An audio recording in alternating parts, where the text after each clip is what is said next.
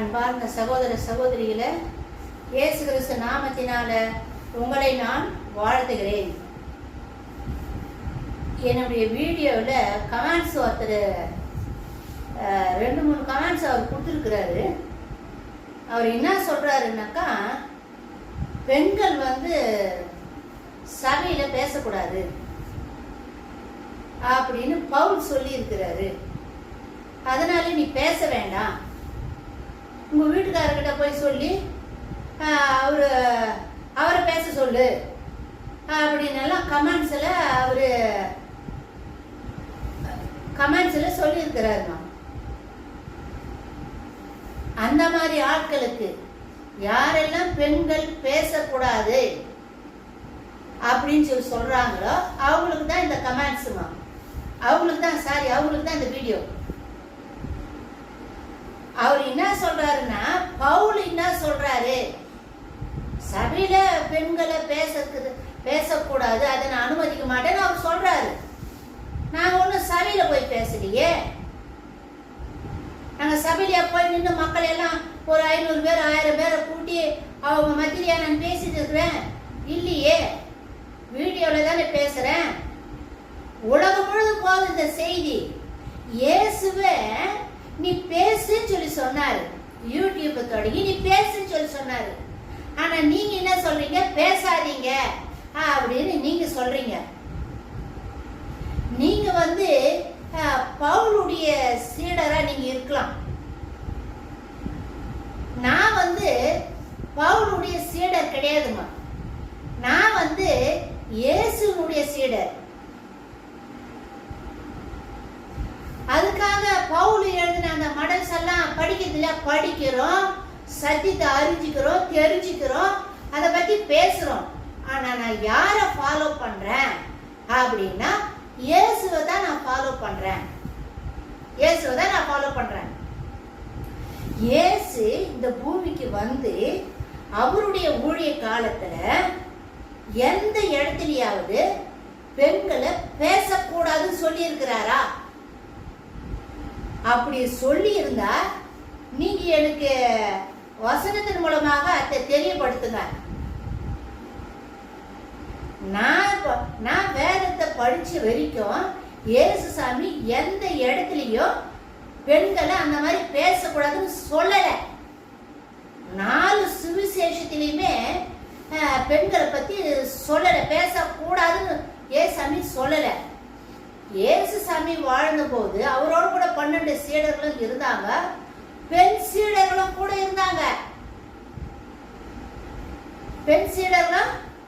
இருந்தாங்க. இப்போ சமாரியா பெண்ணை போய் சந்திச்சு அவளுடைய வாழ்க்கையில இருக்கிற எல்லா விஷயத்தையும் எடுத்து சொல்லி அவளை வாழ்க்கையை பரிசுத்தப்படுத்தி தூய்மையாக்குறாரு, அவளை ரட்சித்து கொண்டாரு.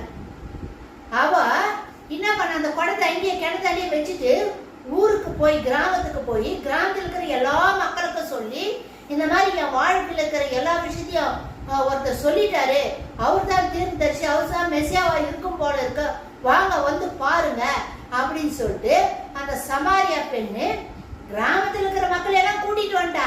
யாருக்கிட்ட? ஏசாமி கிட்ட கூட்டிட்டு வந்தா. அப்ப அவர் செய்த வேலை என்ன? நற்செய்தி படி தானே அவர் செய்தா. இயேசு பத்தி போய் சொன்னா இல்ல. இன்னொரு விஷயம், இயேசுசாமி சிலுவையில சுமந்துகிட்டு, அதாவது பிலாத்துனுடைய அரண்மனையிலிருந்து கல்வாரி வரைக்கும் அவர் போறாரு, சிலுவை சுமந்துட்டு போறாரு. அப்படி போகும்போது இயேசுவுக்காக பரிதவித்து மாரடித்து கொண்டு அழுது போனவங்க யாரு? பெண்கள் தானே. ஆனா கூட இருந்த சீடர்கள் எல்லாம் பயந்து போய் ஒரு ரூம்ல போய் கதவை சாத்திக்கிறாங்க. பயந்து போய் ஒரு ரூம்ல போய் கதவு சாத்திக்கிறாங்க. நம்மளையும் ஏசாமி பிடிச்ச மாதிரி நம்மளையும் பிடிச்சிட்டு போயிட்டு போறாங்க அப்படின்னு பயந்து போய் சீடர்கள் கதவு சாத்திக்கினாங்க. ஆனா பெண்கள் இயேசு கூடவே போனாங்க, கல்வாரி மலை வரைக்கும் இயேசு கூடவே போனாங்க. இயேசுக்காக புலம்பி அழுதுகிட்டு போனாங்க. அப்படி அழுதுட்டு வர பெண்களை பார்த்து ஏசாமி என்ன சொன்னாரு? எனக்காக அழாத, உங்களுக்காக உங்க பிள்ளைங்களுக்காக அழுங்க பச்சை மரத்துக்கே இந்த கதின்னா பட்ட மரத்துக்கு என்ன நேரிடுமோ அப்படித்தானே ஏசாமி சொன்னாரு. வெரோனிகா பெண்ணு இயேசு சிலுவை சுமந்துட்டு போகும்போது அவருடைய முகத்தை வந்து ஒரு துணியால துடைக்கிறார். துணியில வந்து துடைக்கும் பொழுது ஆண்டவர் அவருடைய முகத்தை பிரிண்ட் பண்ண மாதிரி அந்த துணியில கொடுக்கிறாரு. யார் அந்த பெண்ணு? 12 வருடமா பெரும்பாடு உள்ள ஸ்திரீ தான் அந்த பெண்ணு. அவதான் வெரோனிகா. அவதான் இயேசுடைய முகத்தை வந்து தொடச்சது. அவ்வளவு போர் சேவகர் மத்தியில வீரத்தோடு தைரியத்தோடு இயேசுடைய முகத்தை போய் தொடச்சது பெண்கள் தான். இயேசு சாமி மரிச்சிட்டாரு. கல்லறையில போய் அடக்கம் பண்ணிட்டாங்க. 3வது நாள் பெண்கள் அதிகாலையில சுகந்த வர்த்தமெல்லாம் எடுத்துக்கிட்டு கல்லறைக்கு போறாங்க.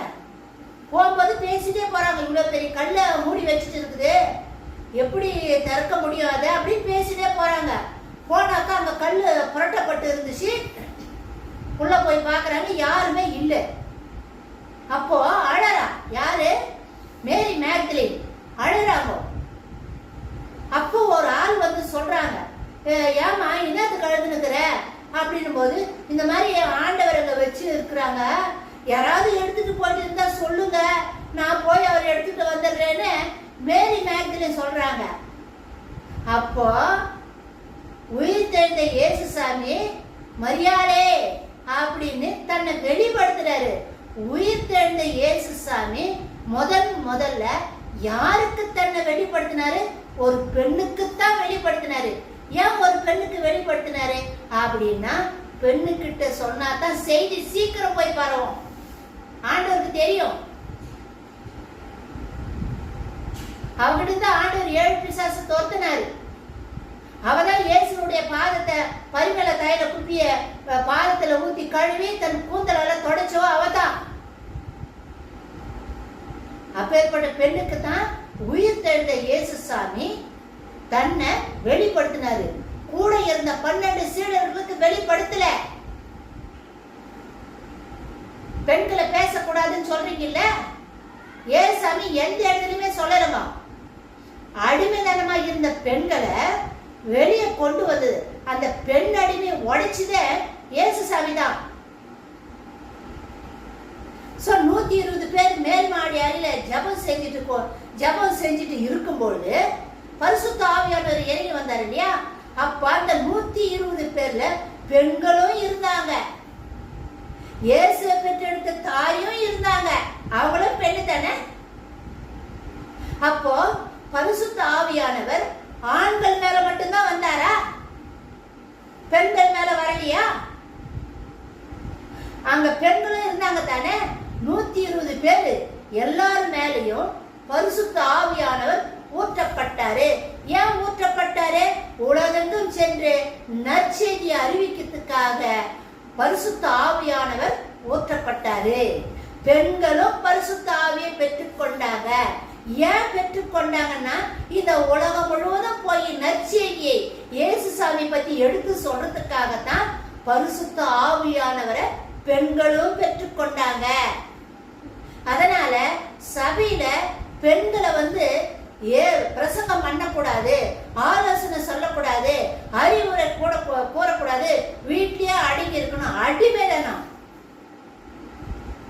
இந்த அடிமைதனத்தை தான் இயேசுசாமி உடைச்சாரு. பயந்துட்டு இருந்தாங்க. 12 சீடர்களா பயந்துட்டு போய் அறைக்குள்ள போய் ஒளிஞ்சுட்டு கதவு சாட்டிக்கினாங்க. ஆனா பெண்கள் வந்து தைரியத்தோட கல்லறைக்கு போனாங்க. அதனால தயவு செய்து பெண்களை பேசக்கூடாதுன்னு சொல்லக்கூடாதுங்க.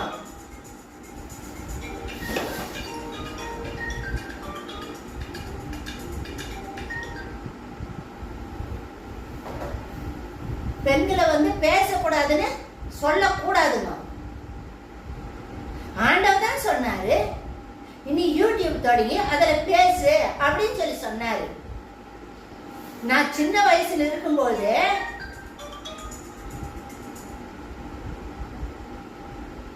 நான் சின்ன வயசுல இருக்கும் பொழுது எங்க வீட்டிலே எனக்கு எதிர்ப்பு, படிக்க கூடாது, பொம்பளை பிள்ளைய படிக்க வைக்க கூடாது அப்படின்னு எங்க அண்ணன் ரொம்ப எதிர்த்தான். பொட்டை பிள்ளைய படிக்க வைக்க கூடாது அப்படின்னு.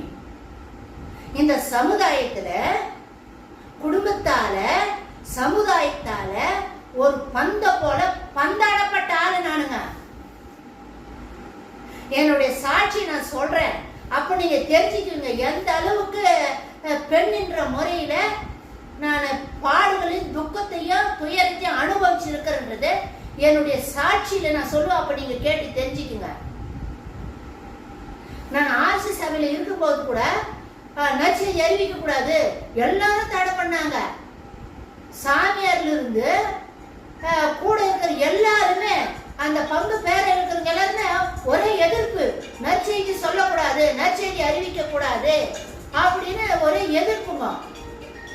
ஆனாலும் மீறி நான் ஊழியத்தை செஞ்சுட்டு தான் இருந்தேன், நற்செய்தி அறிவிச்சுட்டு தான் இருந்தோங்க.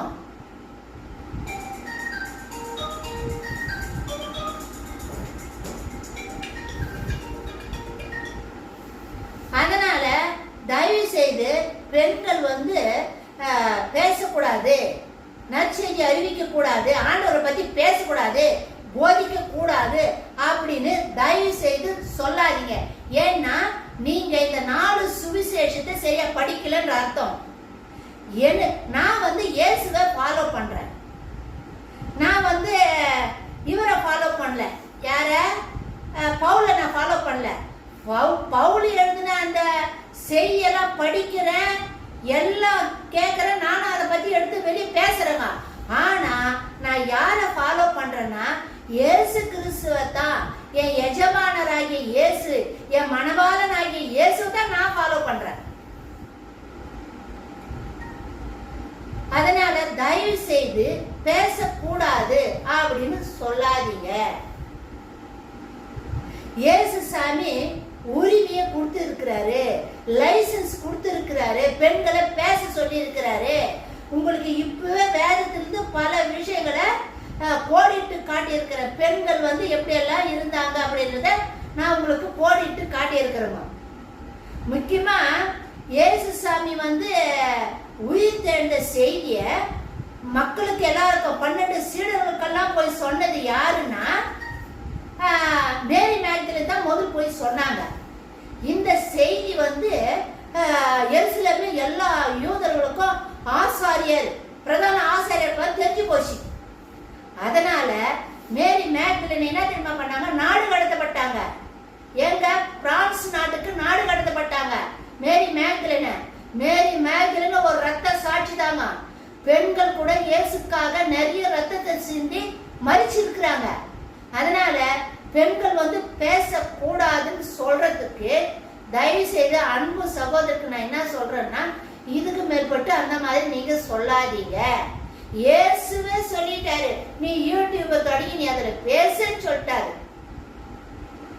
இதை விட வேற என்ன வேணுமா? மனுஷன் சொல்றதை நான் கேட்க முடியுமா? தயவு செய்து வேதத்தை நல்லா படிங்க, படிச்சு அதுக்கப்புறம் பேசுங்க. சோ ஆண்டவர் எனக்கு பேசுறதுக்கு உரிமை கொடுத்திருக்கிறாரு. யூடியூப்ல உலகம் முழுவதும் தண்டோரா போட்டு அவரை நான் அறிக்கையிட்டு இருக்கிறேன். வெளிப்படுத்தின விசேஷத்தை பத்தி நிறைய பேசிட்டு வரணும். அது முடிஞ்சதுக்கு பிறகு நற்செய்திக்கு நான் வருவோங்க. தயவு செய்து பெண்களை பேசக்கூடாது, பிரசங்கம் பண்ணக்கூடாது தயவு செய்து சொல்லாதீங்க. அடுத்த வீடியோல நம்ம பார்க்கலாமா?